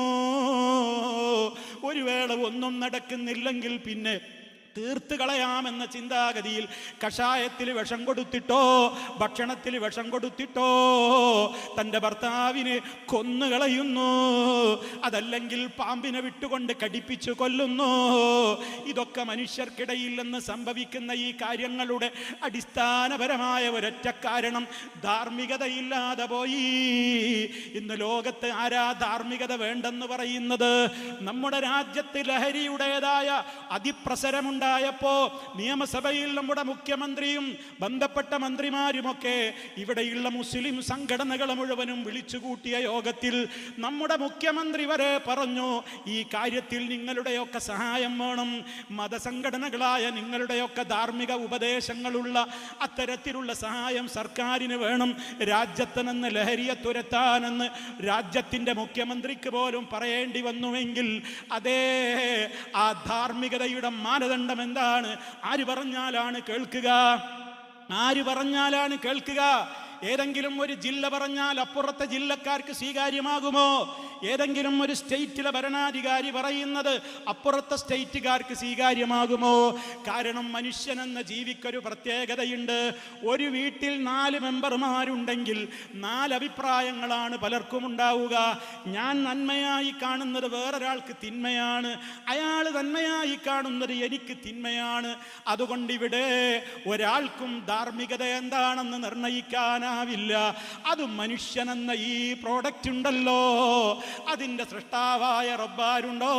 വലഖദ് ഖലഖ്നൽ ഇൻസാൻ ഇന്നാ ഖലഖ്നൽ ഇൻസാന മിൻ നുത്ഫത്തിൻ അംശാജിൻ നബ്തലീ ഫജഅൽനാഹു സമീഅൻ ബസീറാ. കേൾക്കാനുള്ള കാത് നൽകുകയും കാണാനുള്ള കണ്ണ് നൽകുകയും ചെയ്തുകൊണ്ട് നമ്മളെ അതാ ഒരു സ്ത്രീയും പുരുഷനും തമ്മിൽ കൂടിച്ചേരുന്ന ഒരു സിക്താണ്ഡമായി രൂപപ്പെട്ട് ഒരു മനുഷ്യ കുഞ്ഞാക്കിയിട്ട് ഇവിടെ മനുഷ്യനെന്ന പ്രോഡക്റ്റിൻ്റെ പ്രൊഡ്യൂസറായ റഹ്മാനായ റബ്ബില്ലേ, അവന് മാത്രമേ മനുഷ്യൻ്റെ പ്രശ്നങ്ങൾക്ക് പരിഹാരം പറയുന്ന അന്തിമ വാക്ക് പറയുവാൻ അധികാരമുള്ളൂ, അവകാശമുള്ളൂ. അതുകൊണ്ട് ധാർമ്മികതയുടെ മാനദണ്ഡങ്ങൾ നിയന്ത്രിക്കുവാനും തീരുമാനിക്കുവാനും കെൽപ്പുള്ള സ്രോതസ് പ്രപഞ്ചത്തിൻ്റെ സൃഷ്ടാവായ അല്ലാഹു മാത്രമാകുന്നു. ആ രൂപത്തിൽ പ്രിയമുള്ളവരെ നമ്മൾ ആ ഒരു അഭിപ്രായത്തെ സ്വീകരിച്ചുകൊണ്ട് മുന്നോട്ട് പോകലാണ് അതിനുള്ള മാർഗം. അപ്പോൾ ബാപ്പയാരെന്ന് മക്കൾ മനസ്സിലാക്കും. അതല്ലെങ്കിൽ ബാപ്പയോട് താല്പര്യമില്ല. പ്രായമായുന്നതിനെയൊക്കെ ഇന്നത്തെ ഒരു ജനത അവർ ഖുർആൻ പഠിച്ചവരല്ല, ഹദീസ് പഠിച്ചവരല്ല. അവർ പലപ്പോഴും വീട്ടിൽ ഒരു ഫ്രിഡ്ജ് വാങ്ങിയാൽ ഉപയോഗം കഴിഞ്ഞാൽ അതിൻ്റെ സ്ഥാനം പിന്നെ മൂലക്കാണ്, അല്ലെങ്കിൽ ആക്രി കച്ചവടക്കാർക്കാണ്. ഏത് വസ്തുവും അങ്ങനെയാണ്. യൂസ് ആൻഡ് ത്രോ എന്നുള്ള നിയമമാണ് നമ്മുടെ കുട്ടികളൊക്കെ എല്ലാവരും പഠിക്കുന്നത്. അതാണ് അവർ കണ്ട് വളരുന്നത്. ഉപയോഗിക്കുക, വലിച്ചെറിയുക, പുതിയത് വാങ്ങുക, ആവശ്യം കഴിഞ്ഞോ ഉപയോഗിക്കുക, വലിച്ചെറിയുക. ഡ്രസ്സാണെങ്കിൽ അത് ഒഴിവാക്കി, പാത്രമാണെങ്കിൽ പുതിയത് വാങ്ങി, ഫർണിച്ചറാണെങ്കിൽ പുതിയത് വാങ്ങി. ഈ യൂസ് ആൻഡ് ത്രോ ഉപയോഗിക്കുക, വലിച്ചെറിയുക എന്നുള്ള ആ തത്വബിദ് അല്ലാഹു വളരെ കൃത്യമായി നമ്മൾ പരിപാവനമായി കാണണമെന്ന് പറയുന്ന ബന്ധങ്ങളുടെ കാര്യത്തിലും ഈ തലമുറ കൈക്കൊണ്ടിരിക്കുകയാണ്. ഏറ്റവും വലിയ ബഹുമാനം ആരോട് വേണം? നമ്മെ സൃഷ്ടിച്ച സൃഷ്ടാവിനെ കഴിച്ചാൽ ആ റബ്ബിനോടുള്ള കടമകൾ പറയുന്നിടത്ത് ചേർത്ത് പറയുന്നുണ്ട്, അനിഷ്കുർലീ, സൃഷ്ടാവായ എന്നോട് നീ നന്ദി കാണിക്കണം. മനുഷ്യനോടുള്ള കൽപ്പനയാണ്. ഉടനെ പറയുന്നു, വലിവാലിദൈക്, നിന്റെ മാതാപിതാക്കളോടാണ് നിനക്കുള്ള അടുത്ത നന്ദിയുടേതായ ബാധ്യതയുള്ളത്. ആ ബാധ്യതയൊക്കെ പലപ്പോഴും നല്ല കയ്യൂക്കും മെയ്യൂക്കും നല്ല ശക്തിയുമൊക്കെയുള്ള കാലത്ത് മക്കൾ പാലിക്കും. ആരാണ് നല്ല തണ്ടും തടിയും കാണാൻ നല്ല രൂപത്തിലുള്ള ആരോഗ്യവുമുള്ള ബാപ്പമാരോട് ആരും എതിരിടാൻ പോകൂല. കാരണം ബാപ്പാക്ക് നല്ല കരുത്തുണ്ട്, ബാപ്പ ഇപ്പോൾ നല്ല ആരോഗ്യമുള്ള വ്യക്തിയാണ്. അതുകൊണ്ട് മക്കളൊക്കെ ഇങ്ങനെ ഒച്ചാനിച്ച് നിൽക്കും. മക്കളൊക്കെ നല്ല അനുസരണമുള്ള കുട്ടികളായിട്ട് അങ്ങനെ വളരും. അങ്ങനെ അവരുടെ ടീനേജ് പിന്നിട്ട് ഇവർക്കിങ്ങനെ ടീനേജും യൗവനവും ഒക്കെ വരുംതോറും ബാപ്പയാണെങ്കിൽ ജരാനരകൾ ബാധിച്ചുകൊണ്ട് ശരീരത്തിൻ്റെ ഓജസ്സും തേജസ്സും ഒക്കെ വറ്റി വരണ്ടുകൊണ്ട് കൂനിക്കൂടി നടക്കുന്ന ഏറ്റവും വലിയ ഒരു പ്രായാധിക്യത്തിലെത്തുമ്പോൾ ഖുർആൻ അവിടെ ഇടപെടുകയാണ്. പ്രിയപ്പെട്ട ഉമ്മമാരെ, ഉപ്പമാരെ, മൂലയിലേക്ക് മാറ്റിവെക്കുന്നവരെ പ്രായം വരുന്നു. അത് അല്ലാഹു വിശുദ്ധ ഖുർആനിലൂടെ പറഞ്ഞു, ഇമ്മാ യബ്ലുഗന്ന ഇൻദകൽ കിബറ അഹദുഹുമാ ഔ കിലാഹുമാ ഫലാ തഖുൽ ലഹുമാ ഉഫിൻ വലാ തൻഹറുഹുമാ വഖുൽ ലഹുമാ ഖൗലൻ കരീമാ വഖ്ഫിദ് ലഹുമാ ജനാഹ الذل من الرحمة وقل رب ارحمهما كما ربياني صغيرا. പരിശുദ്ധ ഖുർആൻ സൂറത്തുൽ ഇസ്രാ എന്ന പേരിലുള്ള സൂറത്തിൽ വ്യക്തമായി പറയുന്നു, പ്രായാധിക്യം ബാധിച്ച ഉമ്മയുണ്ടോ നിന്റെ വീട്ടിൽ, ഉപ്പയുണ്ടോ നിന്റെ വീട്ടിൽ, അതോ രണ്ടാളും നിന്റെ വീട്ടിൽ അങ്ങനെ പ്രായമുള്ളവരാണോ എങ്കിൽ മോനെ, മോളെ, മക്കളെ, ഉപ്പയോടും ആ ഉമ്മയോടും നിങ്ങൾ ഛേ എന്ന ഒരു വാക്ക് പോലും നിങ്ങൾ പറഞ്ഞു പോകല്ലേ. ഛേ എന്ന വാക്ക് നീരസം പ്രകടിപ്പിക്കുന്നതിൻ്റെ ഒരു നേരിയ ഒരു നിലപാട് മാത്രമാണ്. അതുപോലും പാടില്ലെന്നാ പറയുന്നത്. കാരണം അവർക്കിപ്പോൾ കിട്ടേണ്ടത് പരിഗണനയുടെ പ്രത്യേകമായ കാലത്താണ് അവർ ജീവിക്കുന്നത്. ഇനി ബാപ്പയോടെന്ത് മുഷാവറ നടത്താനാ, ഉമ്മക്കെന്ത് ലോകം തിരിയാനാ? അവരൊക്കെ തന്തവൈബിൻ്റെയും തള്ളവൈബിൻ്റെയും കാലത്തല്ലേ ഉള്ളത്. ഞങ്ങളല്ലേ ഒക്കെ പഠിച്ചവര്. അതുകൊണ്ട് ബാപ്പയോട് പറയേണ്ട കാര്യമെന്താണ്, ഉമ്മയോട് പറയേണ്ട കാര്യമെന്താണ്? മക്കളതാ അവർ സ്വന്തമായി സ്ഥലം വാങ്ങുന്നു, വീടെടുക്കുന്നു, ബിസിനസ് തുടങ്ങുന്നു. അയൽക്കാരില്ലെന്ന് പ്രായമായ ഉപ്പ അറിയുന്നു, ഉമ്മ അറിയുന്നു. ആ ഉമ്മയുടെ കണ്ണുനീര് വീഴേടത്ത് നിങ്ങളുടെ എത്ര ആയിരം ദിർഹമുകൾക്കും ദീനാറുകൾക്കും എത്രയോ കോടികൾക്കും ഒരു വിലയും റഹ്മാനായ റബ്ബിൻ്റെ മുമ്പിലില്ല. മറിച്ച് നിന്റെ കോടികൾ വേണ്ട, ഒരന്വേഷണം നിന്റെ ഉപ്പയോട് ചോദിക്ക്. ഏതൊരു കാര്യത്തിന് നീ ഒരുങ്ങുമ്പോഴും ഉപ്പ ജീവിച്ചിരിപ്പുണ്ടോ? ഉപ്പയോടൊരു വാക്ക്, ഉമ്മയോടൊരു വാക്ക്, അവർക്കത് മതി. പരിഗണനയുണ്ടോ? അവർക്ക് വലിയ സന്തോഷമാണ്. ഒന്ന് ഫോൺ ചെയ്യുമ്പോൾ അങ്ങേ തലക്കൽ ഉമ്മയാണ് ഫോൺ എടുത്തതെങ്കിൽ, ഉപ്പയാണ് ഫോൺ എടുത്തതെങ്കിൽ സംസാരിക്കാൻ താല്പര്യമില്ലാത്ത എത്രയോ ആളുകളില്ലേ? എന്തേ ഇവിടെയൊക്കെ സംഭവിക്കുന്നത്? അവഗണിക്കുന്നു. അതുകൊണ്ട് ബാപ്പയോ ഉമ്മയോ നമ്മുടെ കാരണത്താൽ കരയേണ്ടി വന്നാൽ ദുന്യാവിൽ വെച്ച് നമ്മളും കരഞ്ഞിട്ടല്ലാതെ ഈ ലോകത്ത് നിന്ന് ജീവൻ പോകൂല. ഇത് വരമ്പത്ത് നിന്ന് കൂലി കിട്ടുന്ന കേസാണെന്ന് സർവരും പഠിച്ചേക്കണം. അതേ അവസരത്തിൽ ബാപ്പ കൽപ്പിക്കുന്നു, ഉമ്മ ഒരു കാര്യം കൽപ്പിക്കുന്നു, അതെൻ്റെ റബ്ബിന് ഇഷ്ടമില്ലാത്തതാണ്. എൻ്റെ ബാപ്പയോ എൻ്റെ ഉമ്മയോ എന്നോട് പറയുന്നുണ്ട്, നീ അജ്മീറിൽ പോയിട്ട് ജാറം മൂടണം, ഭീമാ പള്ളിയിൽ പോയിട്ട് നീ ചന്ദനക്കുടവുമായിട്ട് അതിൻ്റെ ചുറ്റുഭാഗത്തും നീ തവാഫ് ചെയ്യണം, അവിടെയുള്ള ഉറൂസിൽ നീ പോയി പങ്കെടുക്കണം, അവിടെ ജാറം മൂടണം, അവിടേക്ക് നീ നേർച്ച നേരണം എന്ന് പ്രായമായ ഉമ്മ പറയുന്നുണ്ട്, ഉപ്പ പറയുന്നുണ്ട്. പക്ഷേ നീ എങ്ങാനും അത് അംഗീകരിച്ചില്ലെങ്കിൽ നീ എൻ്റെ മോനല്ലടാ, നീ എൻ്റെ മോളല്ലടാ എന്ന് പറയുമ്പോൾ അവിടെ നമ്മൾ അനുസരിച്ചു കൊടുക്കരുത്. ഉമ്മയൊക്കെ തന്നെയാണ്, ഉപ്പയൊക്കെ തന്നെയാണ്. പക്ഷേ ആ ഉമ്മാനെയും ഉപ്പാനെയും പടച്ച ഏകനായ റബ്ബുൽ ആലമീൻ ഉണ്ടല്ലോ. ലാ ത്വാഅത ലി മഖ്ലൂഖിൻ ഫീ മഅസിയത്തിൽ ഖാലിഖി. ഖാലിഖായ റബ്ബിനെ ധിക്കരിച്ചുകൊണ്ട് ഒരു മഖ്ലൂഖിനെയും അനുസരിച്ചുകൂടാ. അക്കാര്യത്തിൽ നമുക്ക് വേറെയാണ് നയം. അതേ അവസരത്തിൽ അവരോടുള്ള ഭൗതികമായ ലോകത്തുള്ള സഹായങ്ങളും സഹകരണങ്ങളും ഇടപാടുകളും ഇടപെടലുകളും നല്ല നിലക്കുള്ള സൗഹാർദ്ദങ്ങളുമൊക്കെ തുടരുകയും വേണം. അള്ളാഹുവിൻ്റെ മീതെ ഒരാളെയും നമ്മൾ പ്രതിഷ്ഠിക്കുന്നില്ല, അവനാണ് നമ്മുടെ സ്രഷ്ടാവ്. ആ നിലക്ക് മാതാപിതാക്കളോടുള്ള ബന്ധം വിശുദ്ധ ഖുർആനാ നമ്മോട് പറയുന്നത്. വഅശിറൂഹുന്ന ബിൽ മഅറൂഫ്. നിങ്ങൾ ഭാര്യമാരോട് ഏറ്റവും നല്ല നിലക്ക് സഹവസിക്കണേ. നിങ്ങളിൽ ഏറ്റവും ഉത്തമനെന്ന് പറയുന്നത് പുറത്തൊക്കെ നല്ല പെരുമാറ്റമാണ്, വീട്ടിൻ്റെ അകത്തെത്തിയാൽ ഭാര്യയോട് കടിച്ചു കീറാൻ വരുന്ന സിംഹത്തെ പോലെയാണെങ്കിൽ നിങ്ങൾ ഉത്തമനല്ലടോ. ഖിയാറുക്കും ഖിയാറുക്കും ലിഅഹ്ലിഹി, നിങ്ങളിൽ ഏറ്റവും നല്ലവൻ ആരാണെന്നോ തൻ്റെ കുടുംബത്തോട് മാന്യമായി പെരുമാറുന്നവൻ മാത്രമാണ്. ലോകത്തിൻ്റെ നേതാവിന് പറയാനുള്ള കുടുംബത്തോടുള്ള സന്ദേശമാണത്. ഇങ്ങനെ ഏത് മേഖല എടുത്തു നോക്ക്, ഏത് മേഖല എടുത്തു നോക്കിയാലും അവിടെയൊക്കെ പറയുന്നു ഏതൊക്കെ പ്രശ്നങ്ങളുടെ പേരിൽ നിന്ന് കൗൺസിലർമാരെ ആളുകൾ സമീപിക്കുന്നു, മനഃശാസ്ത്ര ഡോക്ടർമാരെ സൈക്കോ രോഗവുമായി കൊണ്ട് പലരും ചെന്ന് കാണുന്നു. പ്രശ്നത്തിൻ്റെ ഒക്കെ നിങ്ങളൊരു കടലാസിൽ എഴുതി വെച്ച് നോക്ക്. ആ പ്രശ്നങ്ങൾക്ക് മുഴുവനും പരിഹാരം ഈ ഗ്രന്ഥത്തിലുണ്ട്, പരിശുദ്ധ ഖുർആനിലുണ്ട്, മുത്ത മുസ്തഫ പഠിപ്പിച്ച ജീവിതത്തിലുണ്ട്. ആ ജീവിതത്തിലേക്ക് തിരിഞ്ഞു നോക്കാതെ അതിനെ അവഗണിച്ചുകൊണ്ട് അത് കേവലം ഒരു പാരായണത്തിനുള്ള ഗ്രന്ഥമാക്കി ഇനി ആരെങ്കിലും മരണപ്പെട്ടാൽ ജീവിച്ചിരിക്കുന്ന വ്യക്തിയോട് പോയിട്ട് പറഞ്ഞു കൊടുക്കൂല എന്താണ് ഈ ഗ്രന്ഥത്തിലുള്ളതെന്ന്. മരിച്ചു കിടക്കുമ്പോ മയ്യത്തിന്റെ അടുത്തിരുന്നിട്ട് പറയാണ് ലാ തഖറബുസ്സിനാ, വ്യഭിചാരത്തോടടുക്കല്ലേ, ലാ തഅകുലു റിബാ, പലിശ തിന്നല്ലേ.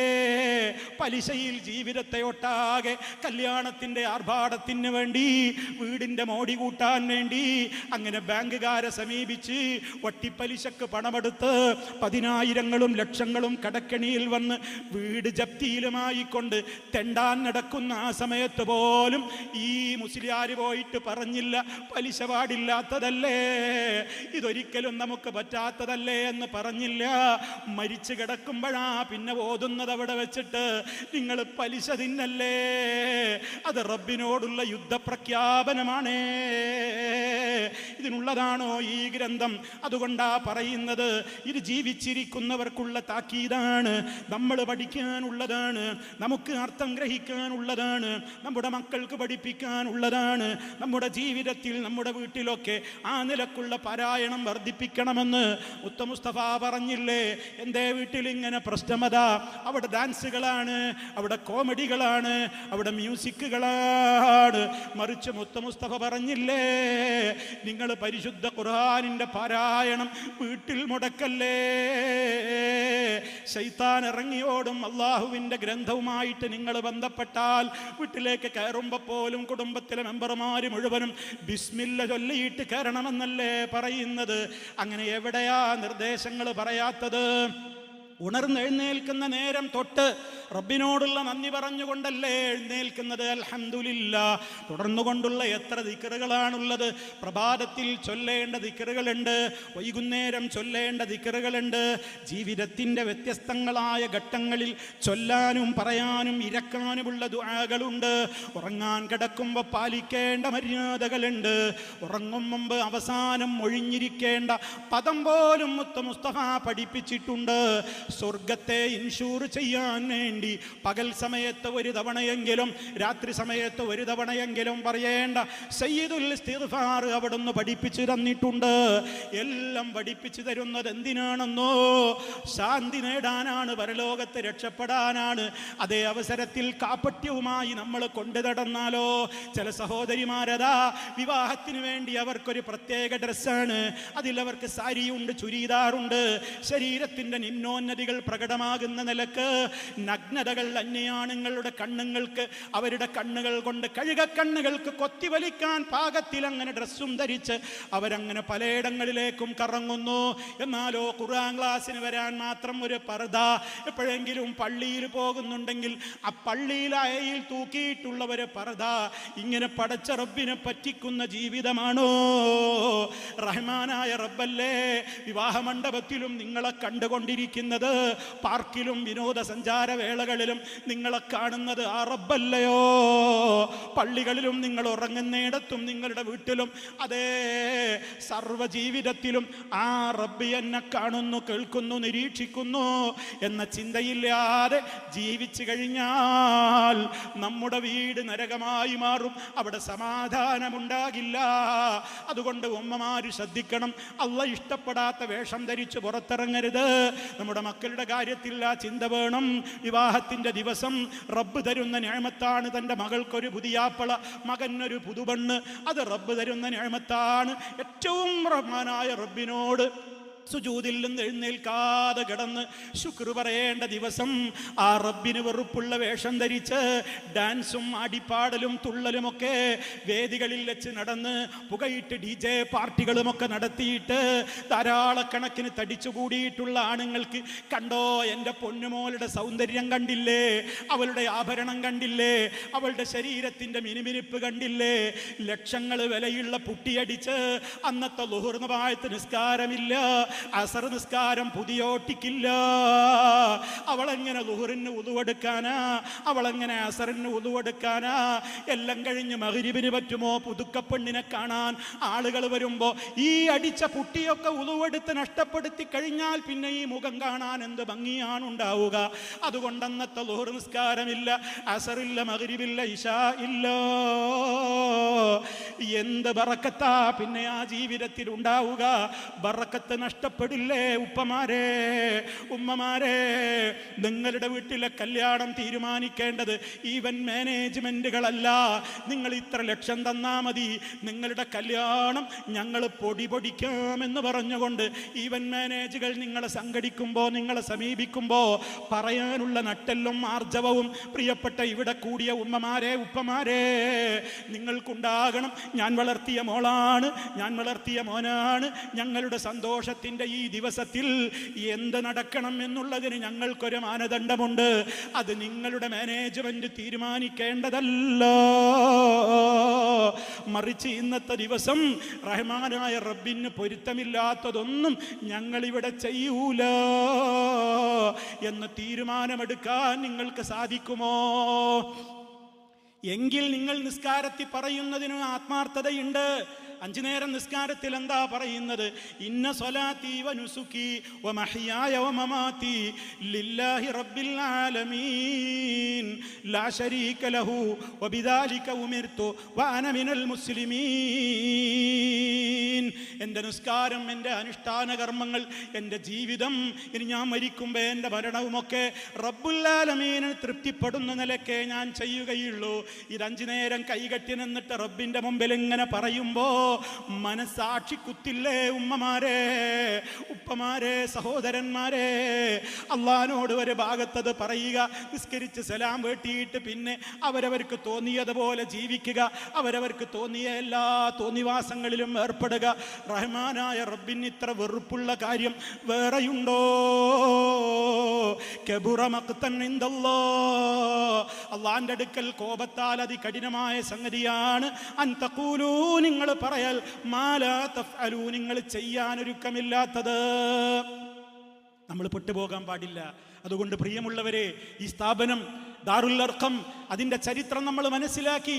അവിടെ നിന്ന് ഉയർന്ന പ്രകാശം ഈ രാജ്യത്തുള്ള ഈ ഒറ്റൂരും അതേപോലെ തന്നെ തുടർന്നുള്ള പരിസര പ്രദേശങ്ങളിലുമൊക്കെ ആർക്കും കയറി വന്ന് എപ്പോഴും ദീന് പഠിക്കാനും മനസ്സിലാക്കാനും തെറ്റിദ്ധാരണകൾ തീർക്കാനും. ഇത് കാരുണ്യത്തിൻ്റെ മതമാണോ അതോ ഭീകരതയാണോ പ്രോത്സാഹിപ്പിക്കുന്നത്?